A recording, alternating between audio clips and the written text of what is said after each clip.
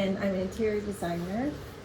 We launched it in October last year, and believe it or not, just in a short amount of time, I think this is our 10th program. So crazy. It is crazy. Initially we wanted one a quarter, but so many people want to collaborate with us, so we're just riding the momentum of people wanting this. So, as my husband says, he says, well, at least you don't need sleep, right? And then I'd say Michael is actually one of our most enthusiastic. I think he wins the award for having come to most of the events. I think aside from you. So AAPIDA is a nonprofit organization. We are here to foster AAPI visibility, collaboration, and representation in the design community. We started in New York in 2022, and now we have chapters in Atlanta, LA, San Francisco, Seattle, and now Chicago. So LA is Honolulu, right? Yes, we want to. We want to expand to Texas, Honolulu, DC, and I think also New England too. So basically how I found it was on Instagram. Like I was DMing one of the founders because I had done a webinar, and then somehow they introduced me to the board and they said, why don't you start a Philadelphia chapter? And I said, what? I didn't have any connection. So it's been pretty amazing just seeing all of you come to our events, and people are interested in, and not just the AAPI community, but just allies, really. So you can learn more about us. Here's, take one of the postcards, take one of our lanterns. Yeah. And actually, so I'm part of also the marketing and the social media team. So if you follow our Instagram, if you see stories, that's mostly me as well, and I update the website. So this month, every chapter's doing so much, so you're gonna see like LA's the party chapter. I think we're more of the cultural chapter, like it's more intimate, small gatherings. And actually one of our partners, which I think you guys don't even know this, is Lux Magazine. So this, I did a mock-up of, they have different regional issues. So this is one of our founders of LA chapter, named Patay Lau. I think 4 of our interior designers are published this month. Yeah, so they're really supportive of our group. Jill Cohen, who is the editor, you know, so just the national recognition. So have a look, there's some amazing members in our group. So I just want to thank Samantha, she designed our invitation, all the volunteers, thank you all for coming. And we have a couple events coming up. On the 20th, we have Zoom. So if you're interested as a member, you can meet other members from different chapters. And if you are interested in becoming a member, you can learn more how to become a member. Then on the 29th, Kiana and Sam are here. They're hosting an event, Bright Light Design Center. So if you want to learn about lighting, the creative director from Korean company is coming, and then he's flying from Atlanta to talk about lighting. And then on the 30th, we have karaoke and a mixer, so Yakitori Boy. So 3 this month, plus a virtual. We're busy. So our guest speaker today is Michael Giammasi. He's an landscape architecture student at Jefferson, and our student ambassador who helped plan this event.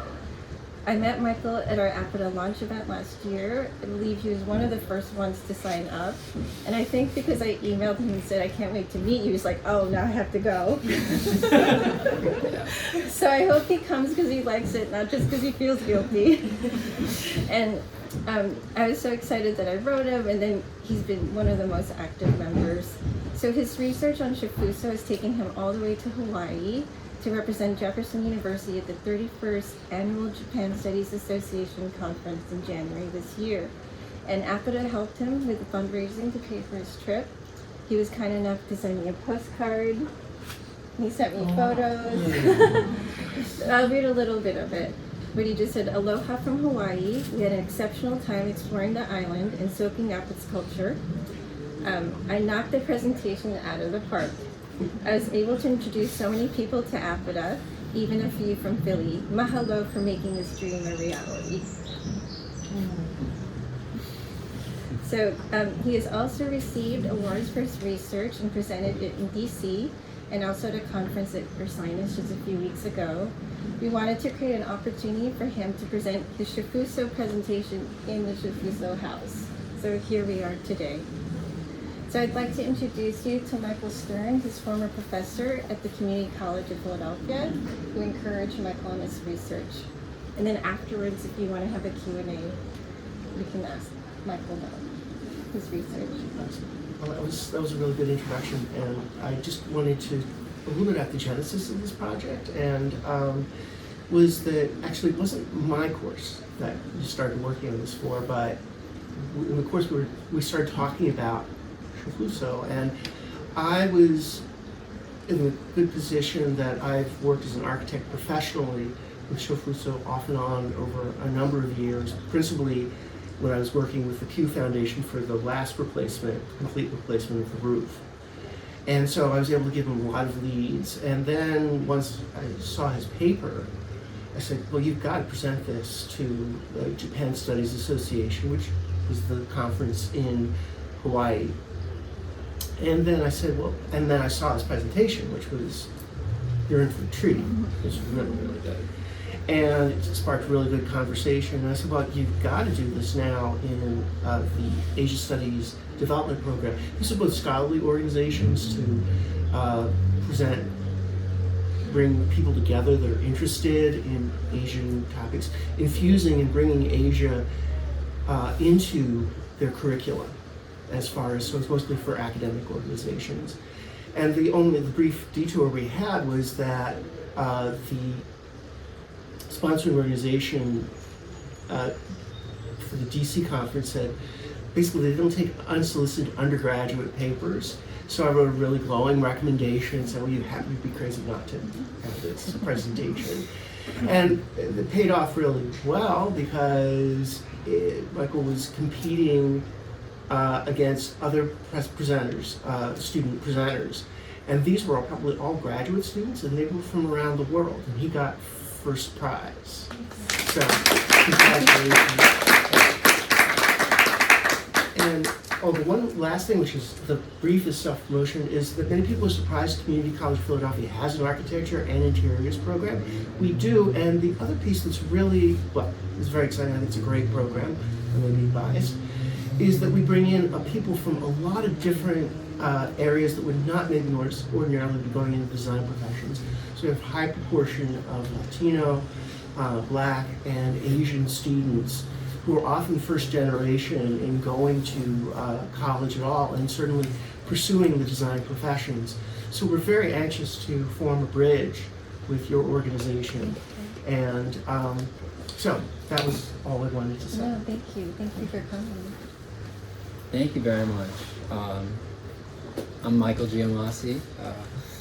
Thank you so much for coming today. Thank you, Claudette, for putting this all together, and for this amazing community that you've built, and Michael for your guidance and support along this entire endeavor.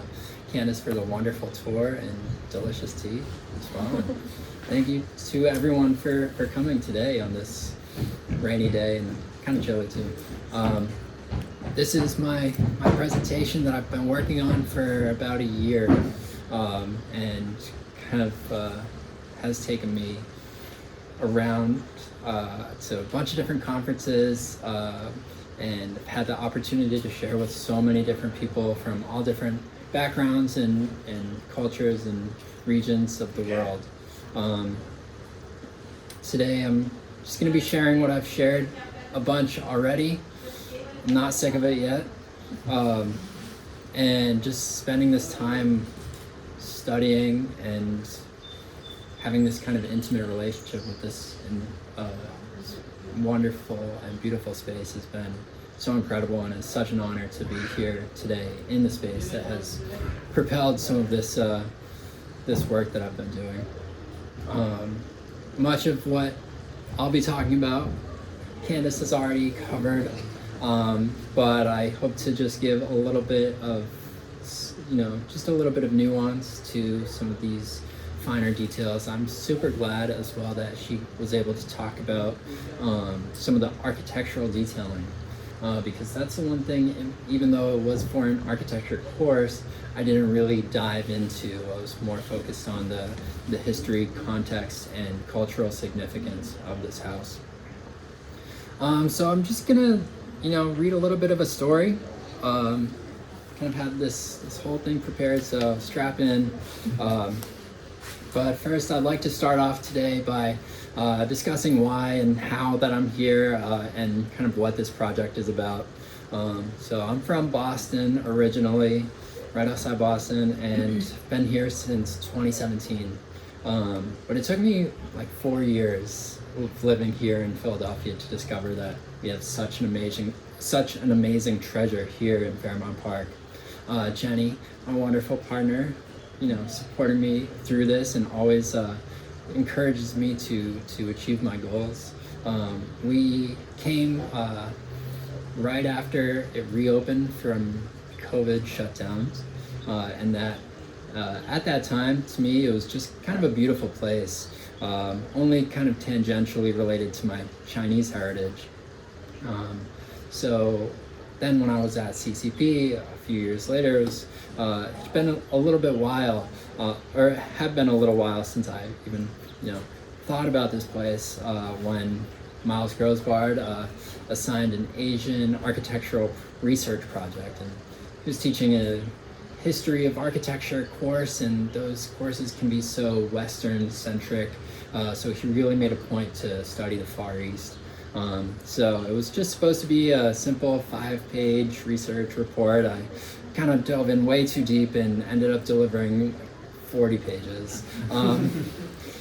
I just wanted to give the house the reverence and it deserved, and I kind of loved doing it, and I got all my other projects done, but this is the one I was really mostly interested in, and I absolutely loved it.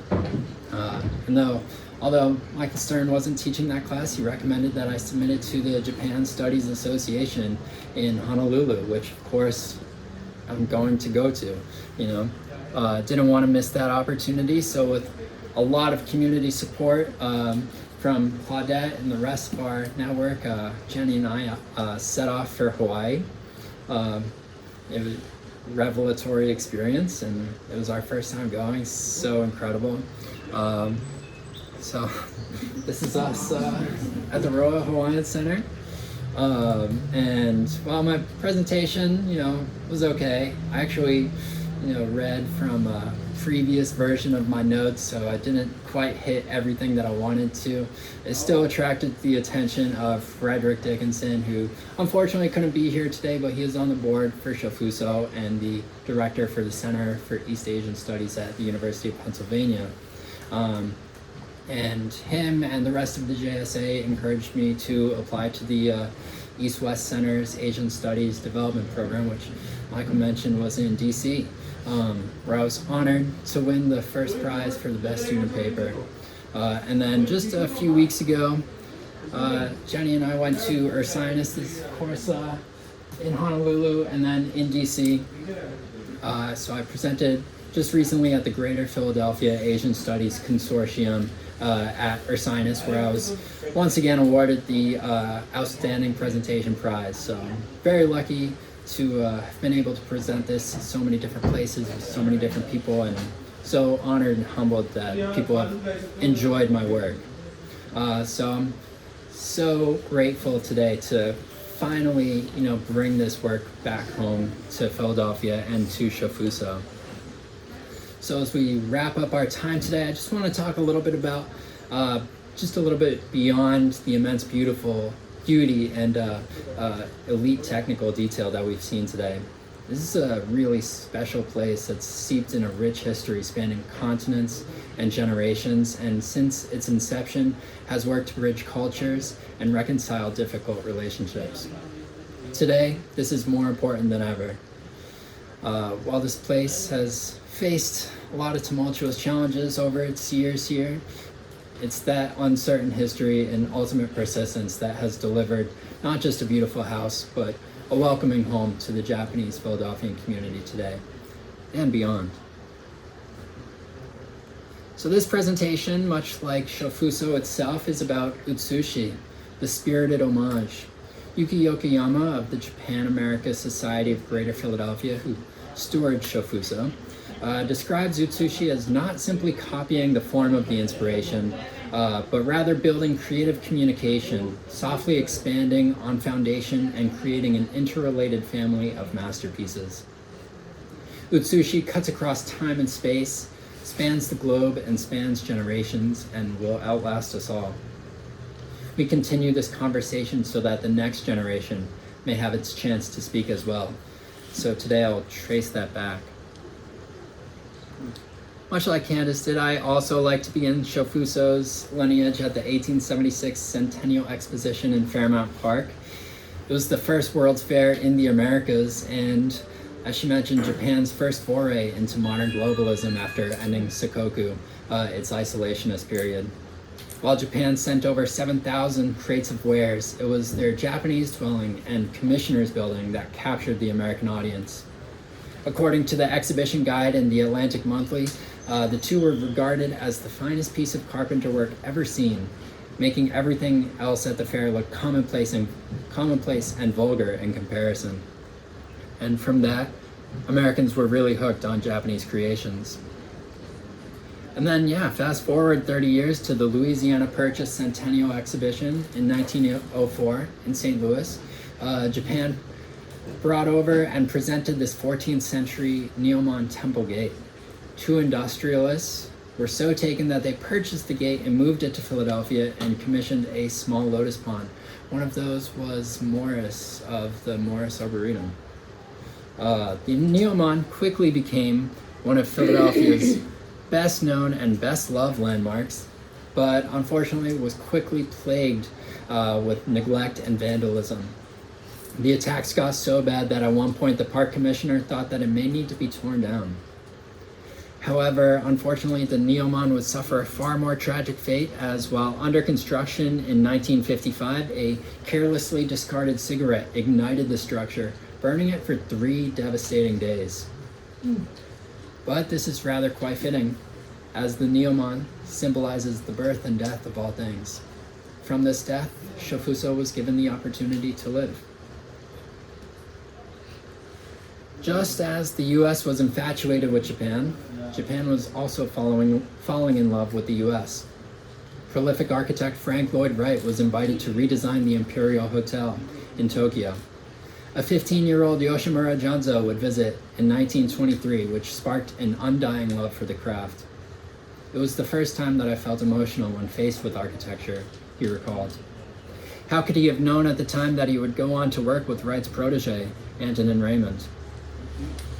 After the horrific Kanto earthquake, Antonin and his wife/design partner, Noemi, decided to stay and help rebuild the city.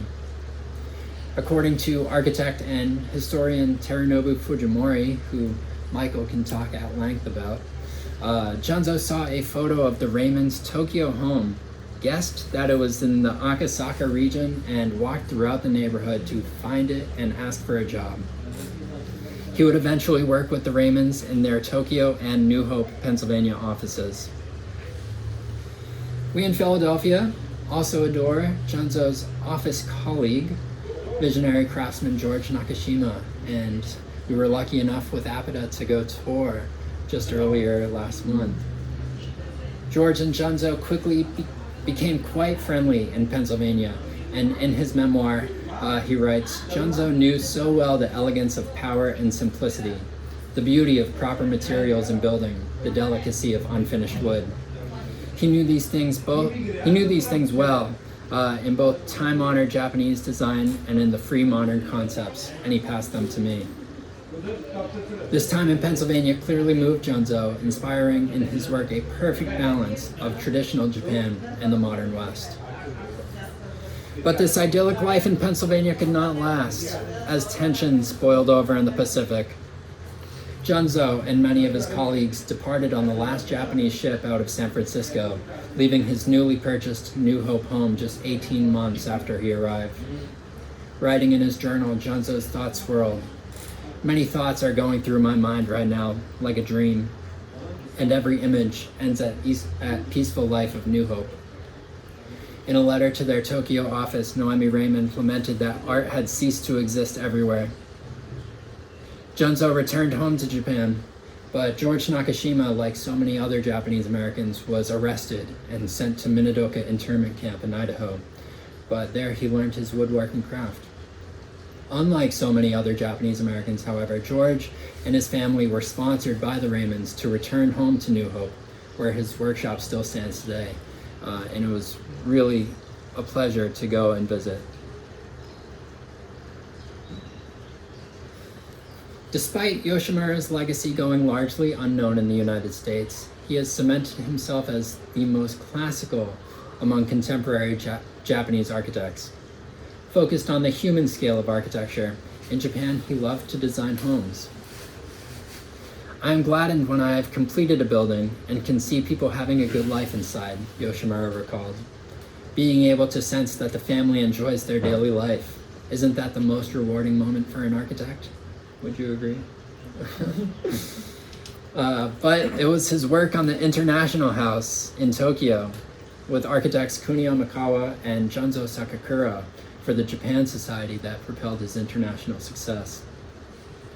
On the other side of the world, however, in New York City, the Museum of Modern Art had just concluded its second successful House in the Garden installation. In search of a third home to exhibit, longtime Japan Society patron John D. Rockefeller III introduced the new iHouse architects to new curator Arthur Drexler. Drexler immediately saw the salient relevance to modernism in traditional Japanese architecture and tapped Yoshimura to head the new project. To Yoshimura, Japanese architecture was in and of itself modern, with its space, light, air, openness of plan, and lightness of appearance, so the pair were a perfect match. The MoMA team toured Japan, and Drexler was struck by the Kojo-in reception hall at the Onjoji Temple in Otsu City, outside Kyoto. As a Shoanzukuri structure, it was not the most common or vernacular Japanese structure, but Yoshimura had always considered Shoanzukuri as fundamental Japanese architecture. But the new building would not just be a carbon copy of Kojo-in, it would be Utsushi. With Shofuso, Yoshimura would attempt to create a dialogue between old and new, between Kyoto and New York, between traditional and modern. With a clear vision, Shofuso started construction, but the plans and details changed constantly, as they always do. Seemingly one of Drexler's most significant contributions was to assuage Junzo's concerns about the budget.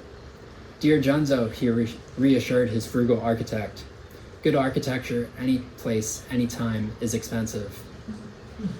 With significant grants as a gift from the Japanese government and personal contributions from John and Blanchett Rockefeller, Junzo eventually got over his spending aversion. Consider, for example, the hinoki bark roof, the only of its kind outside of Japan. Taken with special permission from Japan's national cypress forests, the elegant and expensive wood is Shofuso's most identifiable feature. But even today, its upkeep costs $20,000 per year or so, if you divide it out per year. Or look to the mossy stones that line the garden. As Candice mentioned, each of the 23 tons of stones were hand-selected from the Takayama Mountains by famed gardener Tansai Sano and carefully wrapped to preserve the growing moss. Laid deliberately and with great care, Sano perfectly evoked a deep mountain scenery akin to Kojo-in. The house and garden surpassed curator Drexler's highest expectations, creating an illusion so perfect that, according to his own words, one almost believes oneself to be in Kyoto. Before the exhibit opened, Drexler also bestowed the project its name, Shofuso, meaning Pine Breeze Villa.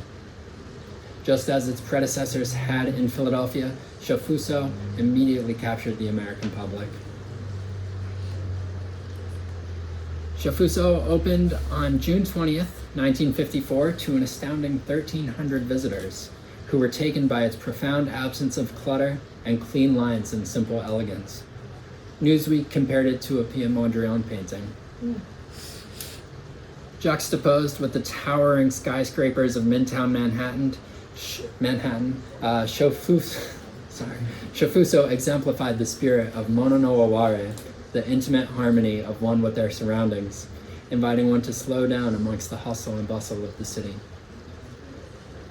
By the end of its first season, over 120,000 people had visited Shofuso, about 3 times more than each of the previous 2 exhibits. Life magazine would call it the city's most popular rendezvous. Curator Drexler noted that just about every important architect at the time had visited Shofuso to study its form and construction techniques. For its second season, the Japanese house welcomed an additional 100,000 viewers, and in October 1955, its time in New York had finally come to an end. But the Japanese house would live on. As a gift from Japan, it needed to find a permanent home on the East Coast. With the right connections and an advocate in John Rockefeller, Fairmount Park was selected for its handsome setting and record of maintaining historic homes. With the recent tragedy of the Neomon, the park was eager to continue its Japanese presence, a continuation of the Utsushi tradition. Yoshimura and Sano were equally excited about the move and for the opportunity to create a larger, more vibrant garden. The efficacy of Shoanzukuri architecture hinges on a successful relationship with its surroundings. In his designs, Yoshimura was careful to blur the connection between man and nature, integrating floor-to-ceiling windows, which framed the garden and koi pond as if a painting. Unfortunately, Sano was never able to finish the garden, so it remained incomplete for its Philadelphia premiere. The semi-finished state of the garden foreshadowed the challenges Shofuso faced in his first couple decades here in Philadelphia. While Shofuso was quickly gaining popularity in the park, it was absolutely against the odds. The park hired Japanese Philadelphians to give outdoor-only tours, dressed in kimonos, transmogrifying the storied house into a fetishized art installation as an exotic backdrop for a white audience. Likewise, Shofuso suffered a series of especially ruthless vandal attacks throughout the 1960s and 70s. In a particularly heinous attack, a small fire was set inside. Do you know where? I don't know where. I've always heard, but I've never I try to find evidence of it. Conditions worsened, unfortunately, until Japan threatened to repossess the house in the 1970s. With the 76th bicentennial approaching, Japan instead granted an additional $500,000 as a 200th birthday gift to the U.S. for its restoration. Junzo Yoshimura returned to Philadelphia to oversee the much-needed renovations. Enter the 1980s then, a time of vicious trade war between Japan and the United States. These geopolitical tensions reignited anti-Japanese sentiments comparable to World War II. In the midst of this anger and distrust, one Japanese American, new to Philadelphia, looked to embrace her heritage through the arts and culture of her Issei, or immigrant, parents. Dr. Mary Ishimoto Watanabe, the first Asian American to earn a doctorate from Harvard's biology program, joined the Japanese American Citizens League aimed at bringing together Nisei, first-generation Philadelphians. With the perfect opportunity for a community headquartered in Fairmount Park, the JACL formed the Friends of the Japanese House and Garden in 1981 to gain stewardship over Shofuso. Ignited by her experience being interred and the current climate of anti-Japanese sentiment, the group worked tirelessly to bring together Issei and Nisei in search of community. They fought to support the redress movement, lobbying for a formal apology from the government for the unjust imprisonment, determined for a larger demonstration of coalition building within the context of the civil rights movement. For Shofuso, the Friends worked to reclaim and recontextualize the Japanese house for the Japanese community. Instead of as an exotic voyeur, in Shofuso, they created a convening space and a cultural educator more closely aligned to the original vision at MoMA. Just as Yoshimura and Drexler tried to teach about Japanese construction, the Friends carried on the tradition of multicultural understanding. The Friends also implemented regular renovations for Shofuso. They rearranged the Tsukiya tea house, added an entry gate, and redesigned the Suboniwa courtyard garden. In 1999, the Friends raised $1.2 million to restore the Hinoki bark roof, meticulously working completely by hand, which I did not know that you were a part of. I would love to hear more about that later. It was restored again in 2011 and 2017, with the latest restoration costing $75,000. Further, to help restore Shofuso as a total work of art, in 2007, artist Hiroshi Senju donated 20 custom Nihonga murals to replace the damaged original Fusuma screens. The work that the Friends had put into reclaiming and restoring Shofuso was becoming obvious, and upon his visit, Senju noted that he could sense the presence of Japan. In 2016, the Friends merged with the Japan America Society of Greater Philadelphia, who took over management of Shofuso. In the spring of 2020, the garden also underwent a massive and historic renovation, and they found some original plans from Sano that they implemented as well. As with all Japanese gardens, and really all long-standing gardens, they evolved pragmatically, with each iteration continuing in the line of Utsushi from the prior. According to prolific landscape architect Tokomi Kato, the garden in Philadelphia has been well loved by various groups of people throughout its history.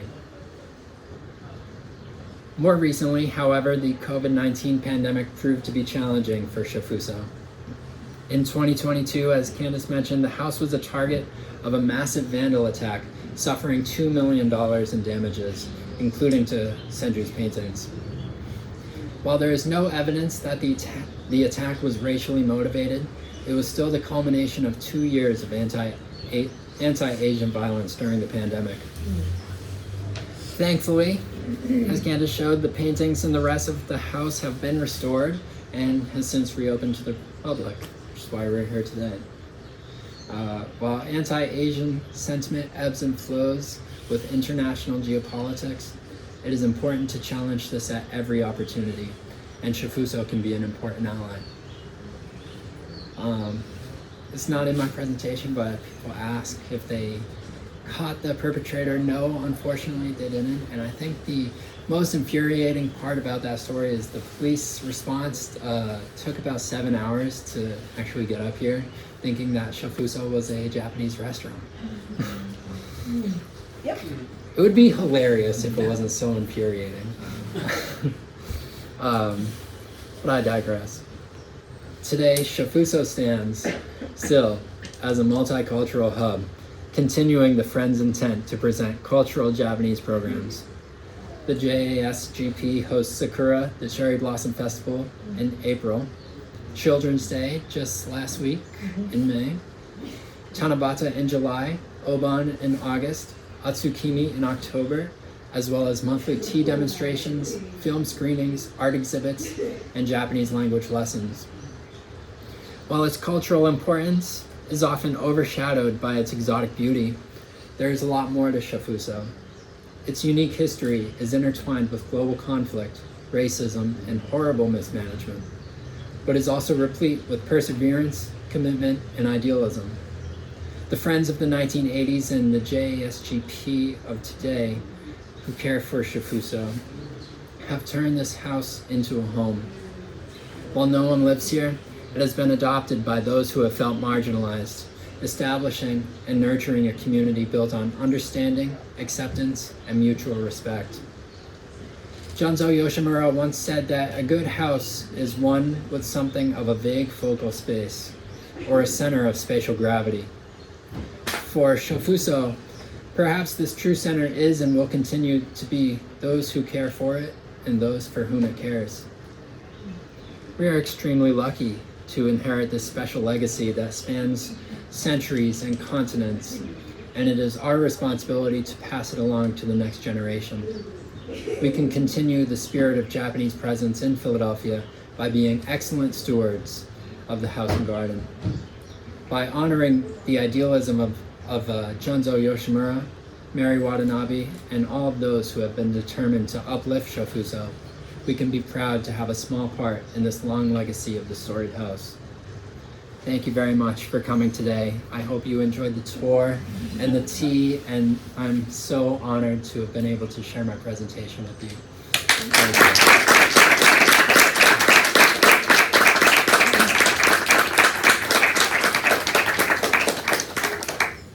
That was a fabulous presentation. Thank you very much. Just wanted to- Love to answer any questions that anyone might have. So where was the fire? That's a great question. Smell it out. It was before the complete restoration in 1976, so they might have completely restored and replaced where it happened. I'm not sure exactly where though. Thankfully it was small enough that the house is still standing. So you mentioned that when it was installed in New York, it was super popular. Why didn't it just stay in New York?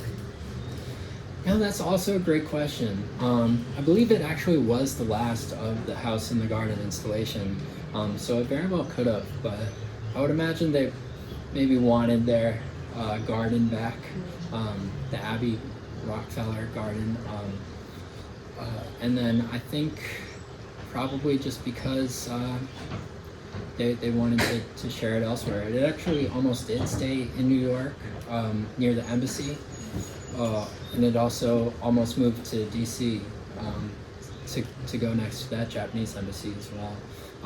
But just John Rockefeller and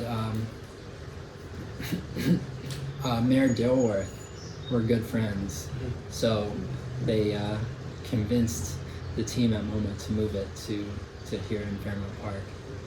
There are being other houses in the MoMA, but not like the Japanese house. Right. There was a cellophane house designed by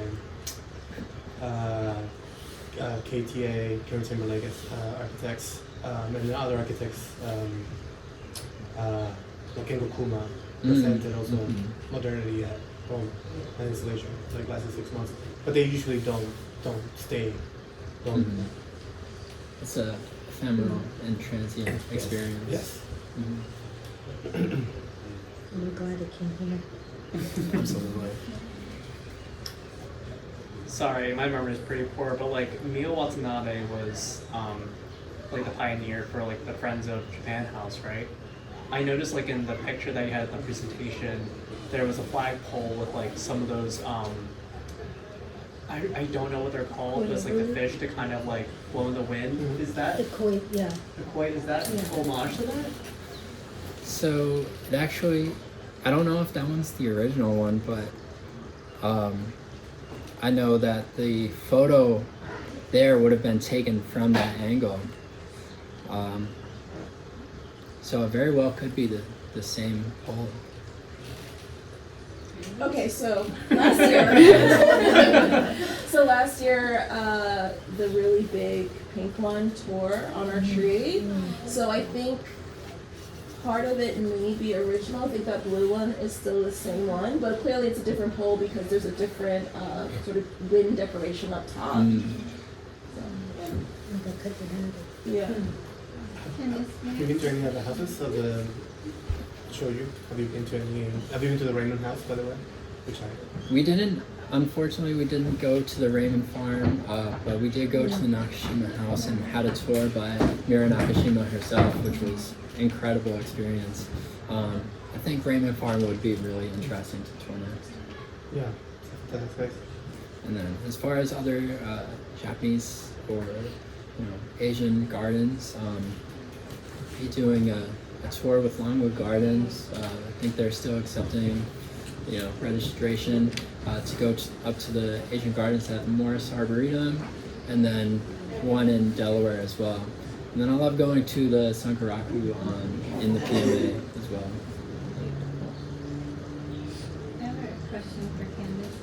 So we had a tour at Nakashima about a couple of weeks ago, but I know through email, Mike was saying there's still a relationship with Nakashima. Could you share with us what you do with the Nakashima Foundations? I personally do not really do much with the Nakashima Foundation, but A few years ago, we did have an opportunity to have a tour of Nakashima Studios as well as Rainier Farms. It is absolutely beautiful inside. It is one of the most stunning places I've ever been. We do still continue to have tours. Even in the summer, we gather about like 20 people. We bus them down to New Hope and they get to tour and they get lunch, and it's something that's really special. It's a small place, and so it is sort of curated to smaller groups, but if you have the opportunity to go, please do. Rainier Farms, I still remember their bathrooms. That's all I'm thinking about is the bathroom. It's incredible. But yeah. Thank you very much. About your internship?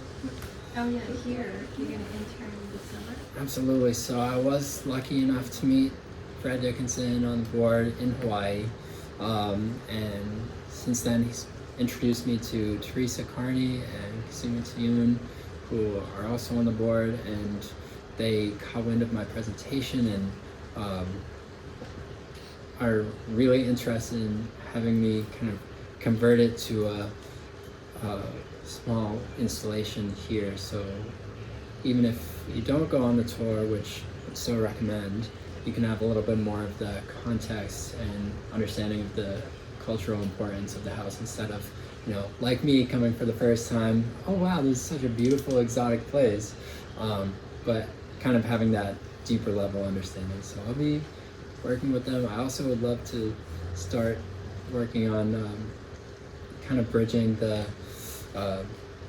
design worlds between here and Philadelphia, because, you know, as I mentioned, Arthur Drexler said that, you know, all the notable architects of the time had come to study at Shofuso, so I'd really like to kind of honor that and start to reintroduce it into Shofuso's programming.